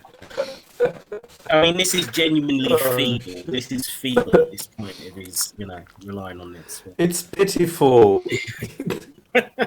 All right, let's see. I think, we'll run on, see what else he's got. Angels and demons mentioned exactly the same number of times in the Quran. The similitude or comparison of Adam to Jesus. In the chapter that it's mentioned, they're both mentioned, I think, 7 times up to that point. And in the entire Quran, they're both mentioned 25 times. And what about this? This is just ad hoc. You're giving us a few numbers. So what? Why is it not 50? Why is it not 21? No idea. Yeah. Saying it as if this is somehow impressive, it's just some number that you've come up with or that somebody's read. Look, we're pattern-seeking animals. Why is this impressive? It's not impressive for the very reason that you're looking for reasons to justify that your book is from God. And what do? You go look for a pattern. Right? There's no pattern in the Quran that the Quran itself says is a pattern. You are looking for patterns, and since we are pattern seeking, we can find ad hoc patterns everywhere we look. This isn't in fact impressive. It's a point against you. It's not a point for you. That's what you don't seem to realize. Yeah, I just did this. This is just numerology, isn't it? It's numerology. It's absolute. I just went to Correct and I said, please search for Adam. And I get 52. That must be wrong anyway. And I went to Isa and it says 20. So they can't even agree on themselves now. Okay. All right, let me carry on. If you look at the works of Professor Raymond Farrin, he looked at the limbo. Who is this guy? He's a guy who made some claims about exactly this numerology thing, where he says if you take the words and then you add them all up, then it comes up to some significant number, and this is being used to show that the source of this whole thing is God. That's it. And they always use Farron, they always use the same thing, and if you go and look at it, it's absolute nonsense. This is not what he found out, and it's not, if you check it, it's not the case at all. No. Yeah, I looked this up as well. Patterns that are found within the Quran. Sorry, he's the one who came up with, because I was always the one who said there's no structure in the Quran. So they said, well, Farron proves you wrong because chapter 2 has this ring structure. Then they say, well, chapter 12, Joseph, it also has this ring structure. But then if I go to chapter 12, the ring structure, and I listen to Nouman Ali Khan, if I listen to Adam Dean, to different people, they all have a different ring structure. because they need to project it. It's not in there naturally, so it's not like in a story where you have the story of somebody, leaving home, going out, going by bicycle, having a drink, then coming back by bicycle, going back home, which would be a ring structure, but you don't have this in the Quran. So this is painful. That if as soon as this is the claim made by him, and as soon as you go and you check it, you find it's absolute nonsense. Like it would mean that if chapter 2 were to have a ring structure, chapter 2 starts with ALM. So the end of this chapter 2 should also be either ALM or MLA, the other way around, or something like that. It's not the case. The second word, the second sentence is, this is a book where there is no doubt. Does it say anything like that in the second last sentence? No, it doesn't. So it doesn't matter what you say. Then these idiots, they go and they say, well, the word in the middle is middle. Now, how can you have something even and have a middle? You can't. So they shoot themselves in the foot every single step of the way. Doesn't matter what they say, you can always show that it's not true. Okay. Seen a lecture on this actually, Right. of the numerical. Right? It's about chiasm, parallelism, and concentrism, concentric ring formation. Right. During his study, he became Muslim because he said, "Look, I mean, so what? So he was convinced for really bad reasons to become a Muslim. So why should anyone else care about that? Yeah. As far as I can see. the complexity of the rings upon the rings upon the rings, the way they are formulated." Quran revealed over 23 years, only through memory, not effectively what seems random, circumstantial events happening, verses being revealed, not in order. While certain chapters are being revealed over 10 years, in what would be a random order to the onlooker, other chapters are being revealed simultaneously. At the end, after his death, 2 years after, Abu Bakr radiallahu anhu compiled the Mus'haf, brought the Mus'haf together through the memorizers and what they'd written down as individual parchments, becomes one cohesive reading. The message itself, the message, the meaningfulness of the message is as relevant as it was in the 7th century as it is today. It's not Abu Bakr. It's this guy doesn't even know the standard narrative. This is embarrassing. But it's also clear. It's also clear that the meaningfulness of whatever meaning it had is not the same now as it was in the 7th century. I mean, we've given some examples of that with, Muhammad's wives and stuff like that. It clearly, in my view, it has almost no relevance now. So to say it has the same 1400 years later, you would have to demonstrate that, and I think he would struggle. And the memorization ability of the Quran. So what is the claim about the ability to memorize it? So Allah says in the Quran, it is we who have revealed this reminder, and it is we who shall guard it from corruption. And also Allah says in the Quran, we have made it easy for you to remember. When he says we, who is he referring to? The royal we. I see. So when a king talks about himself, Right. he says, we shall, he's talking about the majesty of his, and so Allah's, this is a royal we, not a we from being plural. Oh, okay. I thought he meant him and the angels. No, he's referring to himself, but He's a royal we. narcissist. Yeah, I mean, this is just kind of, it's a bit waffly here. I'm not sure. We've got a few minutes left on this. I think we'll just spin on and just see if there's anything relevant left that he says. But I think we've got most of the core of it now. So when I look at the Quran, and this is just, I've just touched on the surface, honestly. Same number of even verses on the chapters and the same number of odd verses finishing on the chapters. Complete balance. I mean, complete balance for what? This is what I mean. Would it matter if it wasn't that way? Would that mean that the Quran was unbalanced? I mean, what the hell was he saying here? The second chapter of the Quran. Yes, it's just waffle, isn't it? Sorry, It's like deepities, as what's his name, the philosopher Dan Barker. Dan no, Dennett, Dan- I think, coined the term deepities. It sounds profound, but it's profoundly trivial. You're not saying anything profound, although it sounds profound. A deepity. There's nothing here. And the thing is, come on, if you look at the Quran, if you look at the inheritance distribution error, I mean, that is a hardcore mistake. And it would be much more important that you don't have mistakes in the book, the content, than whether the format is impressive. Yeah, exactly. I mean, you could write absolute gobbledygook for 12 chapters of a book, and they could still have all these same things. It could have the even number of words or whatever he was saying. Would that make the book miraculous just because of Exactly. these trivial format? I mean, There's no contradiction in the phone book. Is it divine? yeah, exactly. And 286 verses. In the 143rd verse, Allah uses the word that we've chosen the middle ground for you. It's the- Oh, that I was the should bit be you were a prophet. referring. That was the one that you did. You remember this from the video? Was that just a coincidence? You I thought didn't that? watch the video. Oh, you didn't watch it? Oh, right. No. Right. Well, it was. I suppose it's inevitable they're going to bring this crap up. So, yeah. But either that, or you're a prophet. Maybe you're a prophet. only time Allah uses that word middle in that chapter, and it's in the 143rd verse. And is that the middle of the Quran? No, middle of that chapter, Right. Surah Baqarah. I see. If you look at so many. Sorry, I just wanted to point out. You guys have probably noticed the longer he's gone on, the longer you get these uncomfortable, drawn-out kind of pauses and silences where he's trying to remember his script. And to me, it just makes it sound even less convincing because he hasn't even now got the confidence in what he's saying. You can see in his body language and these pauses, he's just trying to, what's the next bit of the story that I've got to tell now? It's Yeah.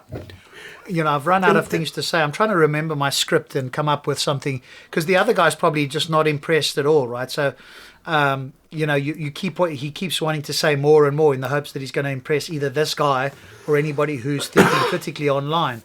And that's obviously not the case.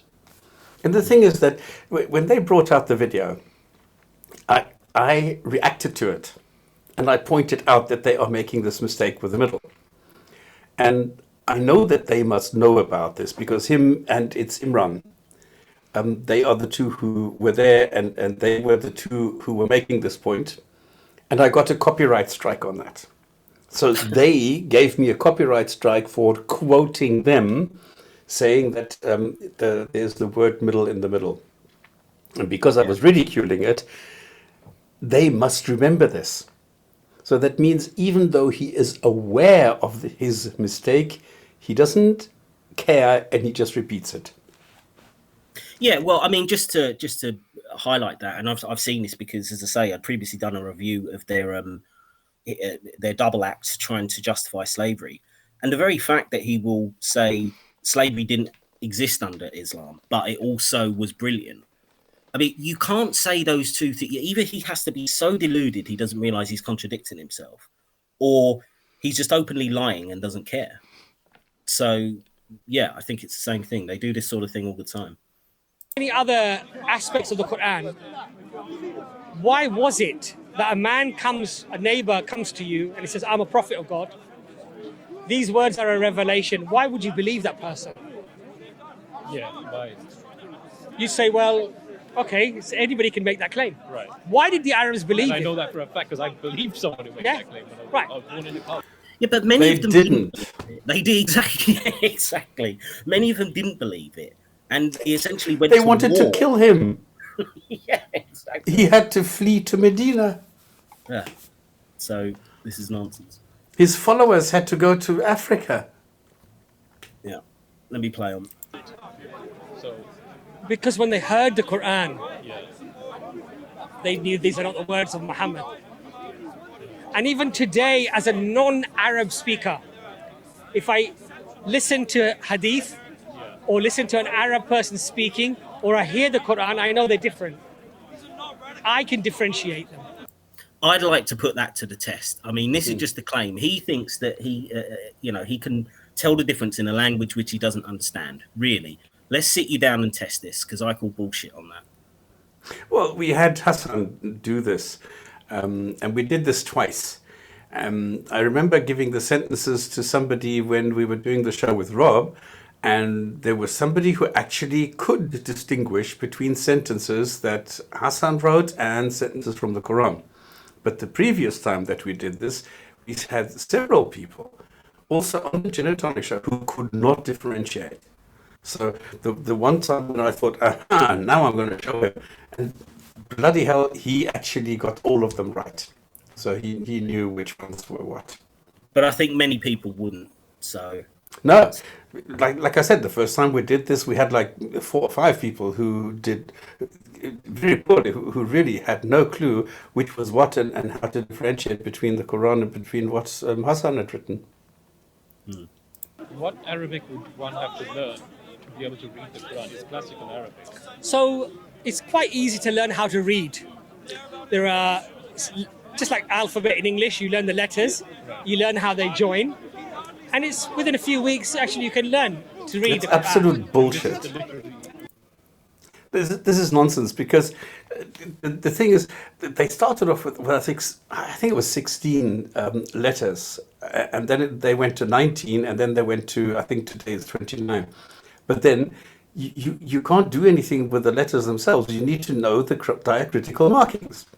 Now, between fighting and being killed, the difference is a dot. So depending on where you put the dot, the one is the one or the other. So no, it is not easy and not at all easy to read what the old Quran, the original Quran is saying, because you don't have the diacritical markings. So it's up to you how you interpret this. That's why you have all these differences where, you know, this hilarious thing with alaka where it's supposed to be, you know, something hanging, a blood clot or a leech or something. You know, it's quite silly because what he is saying is total absolute nonsense. It is incredibly difficult to know what you're talking about because you always need the context, you always need an explanation, and you always need interpretation. That's why every single sentence in the Quran requires interpretation. Yes, but the concept of understanding the language is not very easy because it's classical Arabic.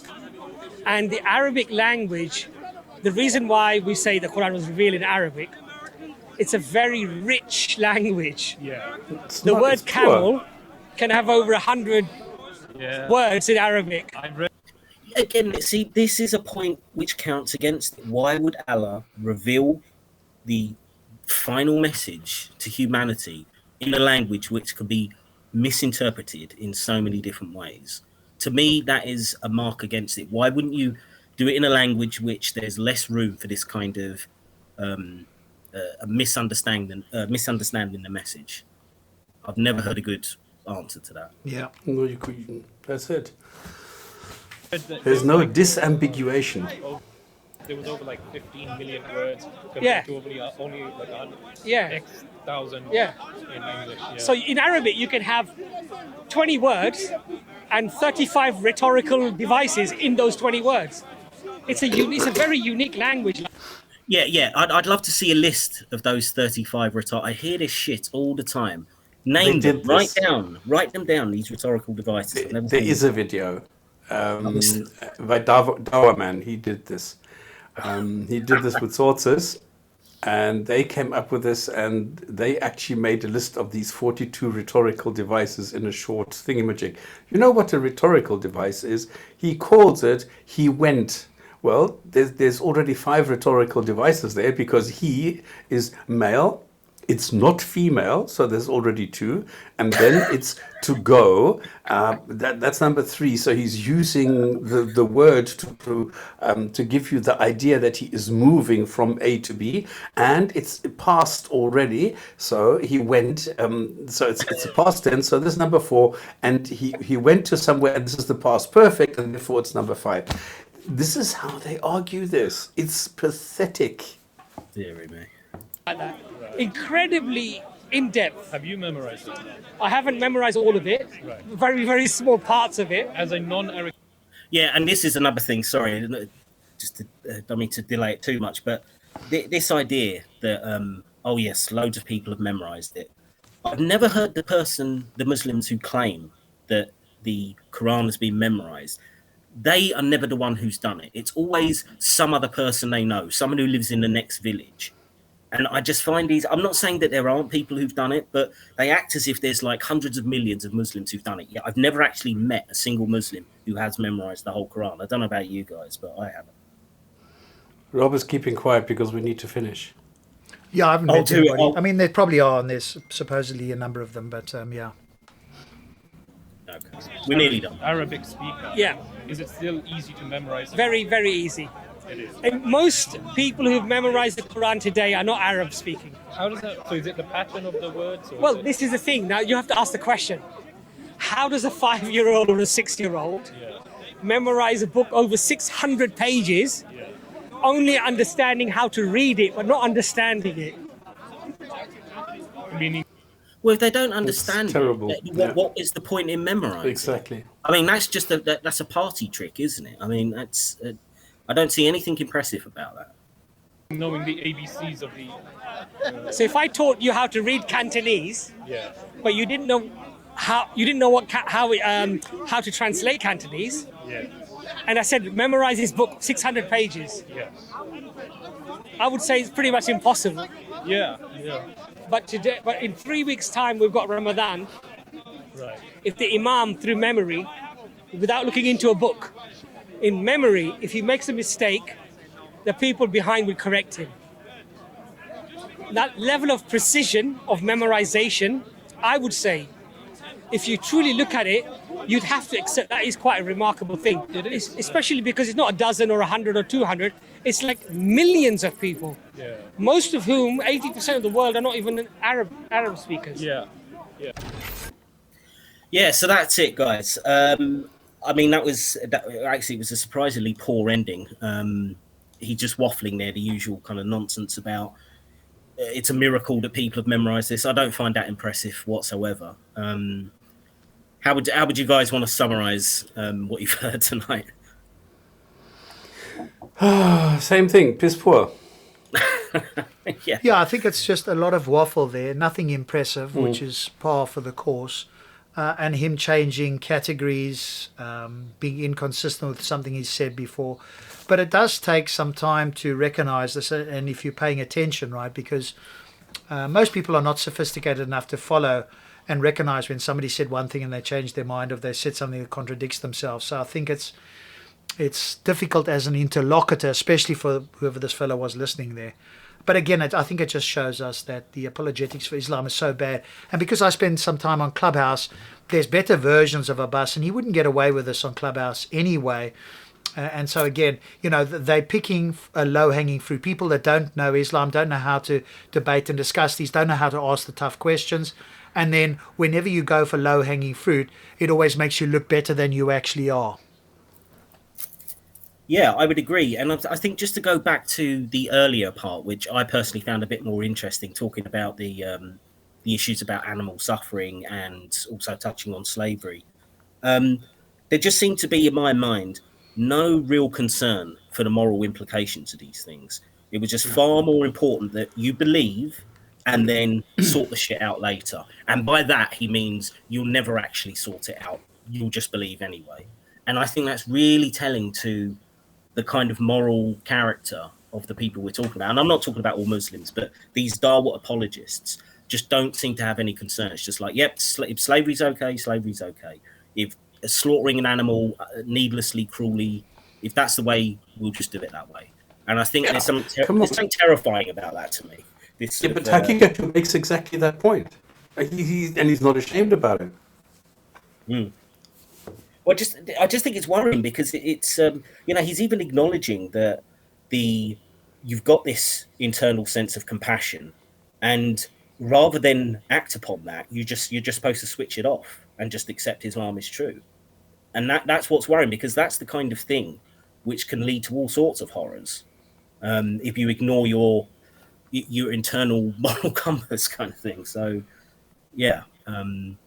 That's my summary of it anyway. So yeah, as you say, typically piss poor performance from Abbas there, but it was fun to go through. Anyway.